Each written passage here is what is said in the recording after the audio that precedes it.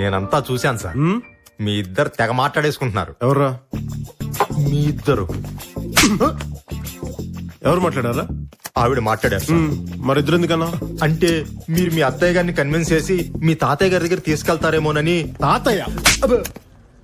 రే, ఆవిడ మాట్లాడితే ఆవిడెలా కన్విన్స్ అవుతురా? అయినా ఆవిడకి ఎప్పుడో తెలుసు నేనే గౌతమ్ అని చెప్పి.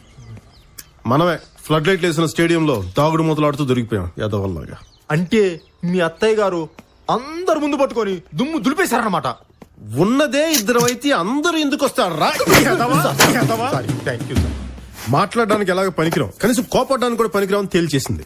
సార్, మీరు నన్ను కొట్టనంటే 2 ముక్కలు చెప్తాను సార్. చెప్పాడా బాయ్? మీరు ఆవిడ మేనలుడని ఆవిడికి తప్ప ఇంకెవరికి తెలియదు కదా సార్. తెలీదు, ఆవిడ ఎవరికి చెప్పదు. దాన్ని మీరు అడ్వాంటేజ్ గా తీసుకుని వాడుకోండి సార్. సరే, బాలుగా నీ ఏదో చెప్పకుండా స్ట్రైట్ గా పాయింట్ కి వచ్చాడు. మీరు వాళ్ళ పెద్దమ్మాయి ప్రమేడతో నువ్వు అంటే నాకు ఇష్టం అని చెప్పండి సార్. చెప్పగానే వచ్చేస్తున్నా బావా బావా అని చెప్పేసి. సార్, అమ్మాయికి మీరంటే పిచ్చి సార్. మీరంటే పడి చచ్చిపోద్ది సార్. మీ పేరు చెప్పగానే బావా బావా అంటూ ఒకటే. అరే బాలుగా ఫినిష్ చేసి దొప్పించుకోరా దరిద్రుడా.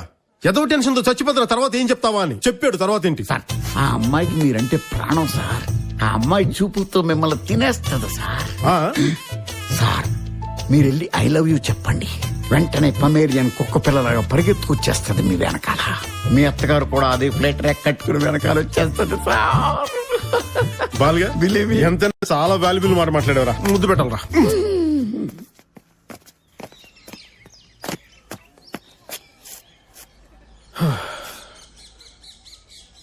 మా అత్తయ్య తిట్టిన తిట్లు కాన్ఫిడెన్స్ పోయిందిరా.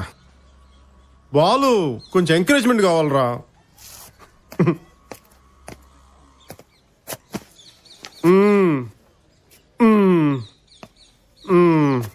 ఏం కావాలి బాబు? ఒకవేళ ప్రమీల్ నన్ను చూస్తే టెంప్ట్ అయిపోద్ది, మాట్లాడితే మెల్ట్ అయిపోద్ది, ముట్టుకుంటే కనెక్ట్ అయిపోద్ది, మీరు ఇక్కడే ఉంటే లేట్ అయిపోద్ది.